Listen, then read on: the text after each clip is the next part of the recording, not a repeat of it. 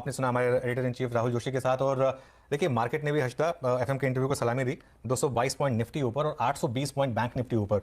और राहुल जी ने शुरू में ही एक जो सबसे मेन इशू था जी। वो एड्रेस कर दिया।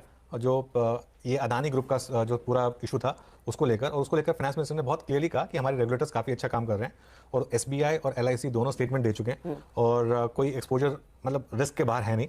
और जितना भी एक्सपोजर था उसमें भी उन्होंने तो प्रॉफिट ही बनाया अब तक, और आगे भी उनको लग रहा है कि जो रेगुलेटर्स हैं वो अपना काम करेंगे और इसको लेकर कोई सिस्टमिक रिस्क नहीं है। मेरे ख्याल से वो एक और कॉन्फिडेंस फैक्टर था जिसकी वजह से मार्केट ने, और जो बैंक निफ्टी में लास्ट के जो 200 पॉइंट बैंक निफ्टी में ऐड हुए जब वो इंटरव्यू स्टार्ट होने के बाद, तो वो मेरे ख्याल से सबसे बड़ी हाईलाइट थी। ऑब्वियसली अब उसकी बात करना जरूरी था क्योंकि बजट वाले दिन सबसे बड़ा इशू वही बन गया था मिनिस्टर के इंटरव्यू से। और इनफैक्ट अनुज, नॉर्मली हम लोग देखते हैं कि बजट के बाद अगला ट्रिगर क्या होगा, उस ट्रिगर के लिहाज से सबकी नजरें अब हम रिजर्व बैंक की पॉलिसी पर होगी। और उस पर जो राहुल जोशी ने सवाल पूछा था कि क्या ये बजट में आपको कॉन्फिडेंस दिख रहा है कि आगे शायद हम रेट हाइक के साइकिल में ज्यादा इन्वॉल्व नहीं होंगे, तो उन्होंने कहा कि इन्फ्लेशन में जो गिरावट आई है वो सिग्नल साफ है कि ये मोमेंटरी गिरावट नहीं है, यानी कि यहां से इन्फ्लेशन के नीचे जाने का सिलसिला बरकरार रहेगा। साफ शब्दों में तो नहीं कहा, लेकिन इंडिकेशन है, और अगर वैसी स्थिति होती है तो आई एम श्योर मार्केट भी यही पड़ेगा, शायद हम उस साइकिल के अंत तक आते हुए दिखाई दे रहे हैं। तो वो भी एक बेहद पॉजिटिव चीज है। बात नहीं करते, बट एक चीज ये कि इस तरह की अपॉर्चुनिटी भी आपको बाजार देता है। इस तरह के कोई ना कोई इवेंट हमने 30 साल के करियर में बहुत सारे ऐसे एपिसोड देखे हैं। ओके,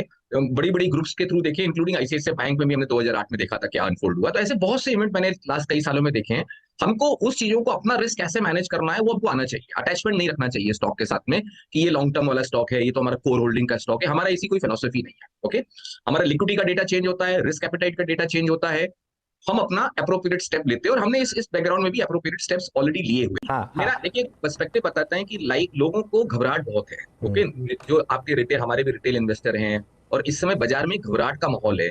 अगर हम उस माहौल में भी हम भी उसी तरह की बात करें तो हम वो घबराहट को बढ़ावा देंगे। ठीक है, इससे अच्छा है कि हम बेटर क्लैरिटी दे लोगों को कि हमारा थिंकिंग कैसा है, हमारा मनी मैनेजमेंट स्टाइल। आपको अनुज पता है कि हम लोग बहुत डायनेमिकली मैनेज करते हैं पैसा। ओके, हम लोग डेटा ड्रिवन हाउस हैं।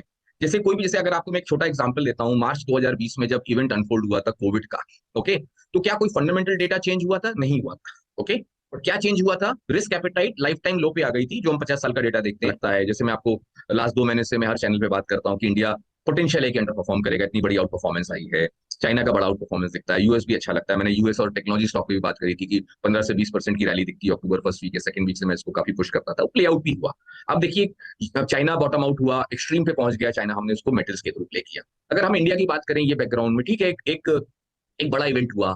ओके, एक लार्ज कॉर्पोरेट पे इम्पैक्ट आया, फेयर पॉइंट है। अभी डेटा और नैरेटिव में बहुत अंतर हो सकता है, नैरेटिव कुछ और होगा, डेटा कुछ और होगा। अभी तो मार्केट कैसे रिएक्ट करता है, नैरेटिव पे रिएक्ट करता है।